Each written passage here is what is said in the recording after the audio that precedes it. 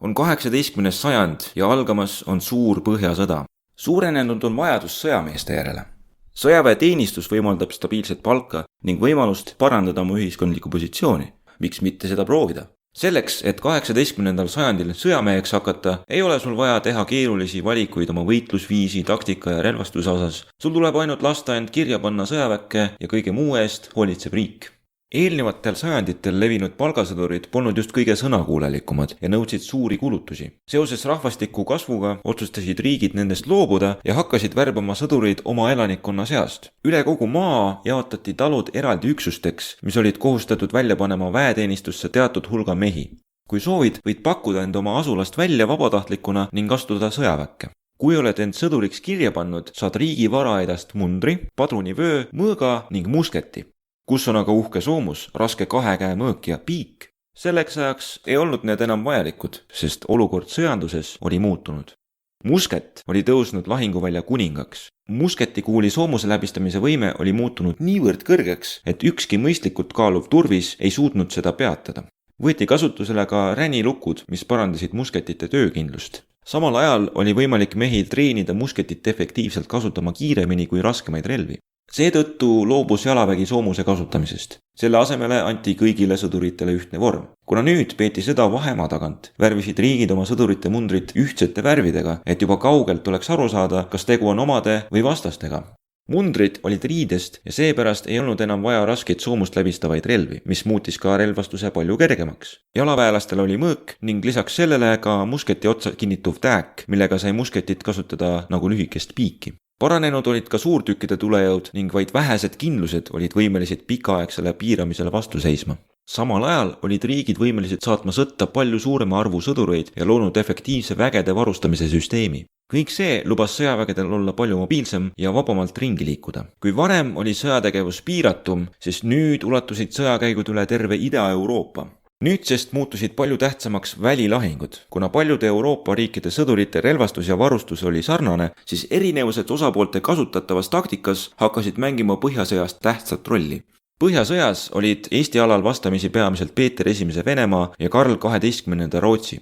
Peeter I oli hiljuti üles ehitanud oma armee Lääne-Euroopa eeskujul ning see kasutas üldlevinud taktikat. Selle järgi rivistusid musketärid piklikusse lahingurivi, mis oli 2-4 mehe sügavune. Põhimõte oli, et suur osa sõduritest saaks vastast tulistada kas esimesest reast või üle teiste meeste peade. Olles jõudnud vastasest laskekaugusesse, avasid pooled üksteise pihta tule. Musketid suutsid inimese suurust sihtmärki tabada mitte kaugemalt kui 100 meetri tagant. Seega pidid väed liikuma suhteliselt lähedale. Tulistamine kestis, kuni üks pool taandus lahinguväljalt. Mida kiiremini suutsid musketärid laadida ja tulistada, seda suurem oli nende tõenäosus lahingut võita. Treenitud sõdurid suutsid teha 3-4 lasku minutis. Rootsis oli aga välja kujunenud teistsugune taktika. Esiteks oli Rootsi sõjaväe rivi teistsugune. Lisaks musketäridele olid seal ka piigimehed, et tõsta nende lähivõitlusvõimet. Rootslased liikusid laskekaugusele ja jätkasid siis edasiliikumist läbi vaenlase tule. 50 meetri kaugusel tulistasid eesolevad mehed oma musketitest ning vahetasid oma kohad tagumiste meestega. Seejärel, jõudes vastasest 20 meetri kaugusele, tulistasid ülejäänud rootslased. Tabav tuli lähedalt maalt harvendas vaenlaste ridu ning nüüd ründasid rootslased oma vastast hoogsalt külmrelvadega. Tavaliselt vastane, kes ei olnud harjunud lähivõitlust pidama, põgenes. Selline taktika nõudis aga väga hästi treenitud väge, kuna lähedalt maalt oli ka vastase tuli väga tabav. Põhjasõja alguses suutsid rootslased oma agressiivse taktikaga puruks lüüa ka mitmekordses ülekaalus olevaid vaenlasi, nende hulgas ka Vene vägesid Narva lahingus 1700. aastal. Peale seda suundusid rootslased aga sõjakäigule Poola-Leedusse. Kuni rootslased olid hõivatud Poolas, pidi Vene tsaar Peeter I nüüd välja mõtlema viisi, kuidas rootslaste taktikat võita. Katsed leida otsest vastust sellele probleemile lõppesid korduvate lüüasaamistega ning aluseks tuli võtta kaudne lähenemine. Peagi võitsid rootslased oma vastased Poolas ning alustasid 1708. aastal sõjakäiku Venemaa vastu. Vene tsaari esimese vastusammuna neile oli põletatud maa taktika. Maadel, mille kaudu Rootsi sõjavägi rünnata võis, hävitati külad ja elanikud viidi ära. See sai osaks ka Eesti aladele. Näiteks purustati täielikult Tartu linn.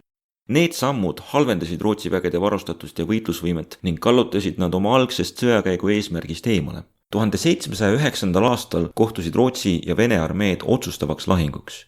Siinkohal võttis Peeter I kasutusele välikindlustuste süsteemi, mis rajati venelaste ja rootslaste laagri vahele. Selle eesmärgiks oli aja võitmine rootslaste rünnaku korral, kuna nende tugipunktide vallutamine võtaks palju aega. Rootslased otsustasid öise retkega nende vahelt läbi minna, et aega mitte kaotada, kuid pimeduses takerdus siiski üks osa Rootsi väest kindlustustesse ja oli pärast võitlust sunnitud venelastele alistuma. Nii jäid rootslased ilma kolmandikust oma jalaväest. Sellegipoolest olid ülejäänud mehed valmis alustama rünnakut Vene peaväele. Siin pani Peeter I mängu oma 3. trumbi. Musketite laskekaugus ei olnud suurem 100 meetrist, kuid suurtükivägi suutis ületada seda vähemalt 5-kordselt. Peeter I tõi kohale suure hulga suurtükke ning need avasid tihedates ahelikes liikuvate rootslaste pihta tule, põhjustades neile veelgi rohkem kaotusi. Sellegipoolest otsustas Karl XII rünnakut alustada. Nüüd pani Vene tsaar mängu oma viimase trumbi. Rootslaste rünnakuhoog oli ajanud nende vastaste lahingurivistusi põgenema ning Peeter I oli arvestanud, et nii võib juhtuda ka selles lahingus. Seetõttu rivistas ta oma väed 2 rivvi. Juhuks, kui rootslastel õnnestub esimene rivi taganema sundida, astub nende vastu teine. Seda ei läinud aga vaja, sest rootslased olid selleks ajaks juba niivõrd nõrgestatud, et ei suutnud esimesest rivistki läbi murda. Peale vihast võitlust pidid nad taanduma ning peagi sunniti kogu alles jäänud sõjavägi alla andma. Rootslaste tugevus seisnes nende professionaalsuses, kuid selle saavutamiseks tuli kulutada palju aega. Olles kaotanud oma sõjaväe tuumiku, ei suutnud nad seda enam pikalt taastada ning see põhjustas nende allajäämise sõja teises pooles. 1704. aastaks oli Venemaa vallutanud Eesti idapoolse osa, kuid peale seda oli edasitung seiskunud. Rootslased olid maa kaitsmiseks kokku pannud üksusi ka kohalikest talupoegadest ning nende abil õnnestus neil hoida enda käes Eesti lääneosa. Nüüd, kus Rootsi peavägi oli lüüa saanud, ründas Venemaa uuesti Rootsi Läänemere äärseid valdusi.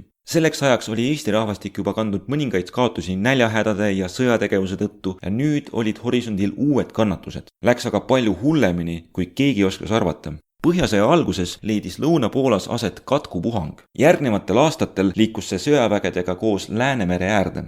Sealt levis see kaubateid mööda paljudesse sadamatesse. Just sel ajal, kui Vene väed asusid uuesti siinseid kindlusi piirama, jõudis katk ka Eesti sadamalinnadesse. See tegi puhta töö tihedalt koos paiknenud Rootsi garnisonides, kindlused alistusid kiiresti Vene vägedele ja sõjategevus kujunes üle ootuste lühikeseks.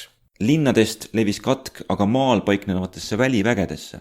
Liikudes kindluse juurest kindluse juurde, levitasid sõdurid haiguse üle maa. Kõige rohkem said kannatada sõjatandeks olevad Põhja- ja Lääne-Eesti alad ning kõigest paari aastaga kaotas Eesti umbes poole oma rahvastikust. Katkupuhangu lõpuks oli eestlasi alles jäänud vaid 200 000. Seejärel saabus lõpuks kauaoodatud rahu ja pikk sõdade periood Eesti territooriumil oli lõppenud.